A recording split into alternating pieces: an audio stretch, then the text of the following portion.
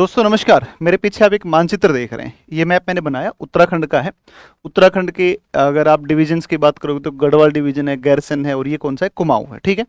और इधर ये कुमाऊं जो आपका डिवीजन है, इसके अंदर आपका ये पड़ेगा पिथौरागढ़। पिथौरागढ़ एक जिला है जहाँ आदि कैलाश भी अवस्थित है।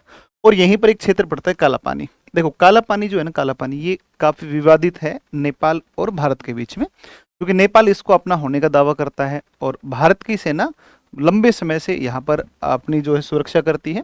और इन दोनों के संबंध में एक संधि आती है 4 मार्च 1816, सुगोली की संधि। सुगोली अपने बिहार के अंदर एक स्थान है। सुगोली की संधि 4 मार्च 1816 को आंग्ल नेपाल युद्ध के बाद में हुई। और उस सुगोली की संधि में ये बात कही गई कि भाई देखो ऐसा है कि आप हार गए हैं, नेपाल हार गया था उसमें।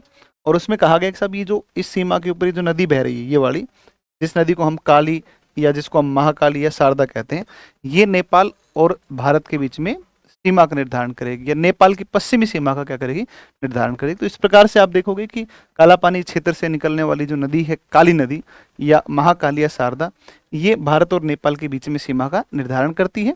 ये जिला आप ध्यान रखिएगा, पिथौरागढ़ पड़ता है। पिथौरागढ़ बहुत इंपॉर्टेंट है। यहाँ से आपसे पूछ सकता है पिथौरागढ़ के अंतर्गत ही हमारा कौन आता है, काला पानी आता है। ठीक है। तो ये ध्यान रखिएगा, नेपाल और इसके बीच में सीमा कौन बनाती है, शारदा नदी, काली नदी या महाकाली नदी कहते हैं। और सुगोली की संधि भारत नेपाल सीमा से संबंधित है, जो 4 मार्च 1816 को हुई। Thank you so much.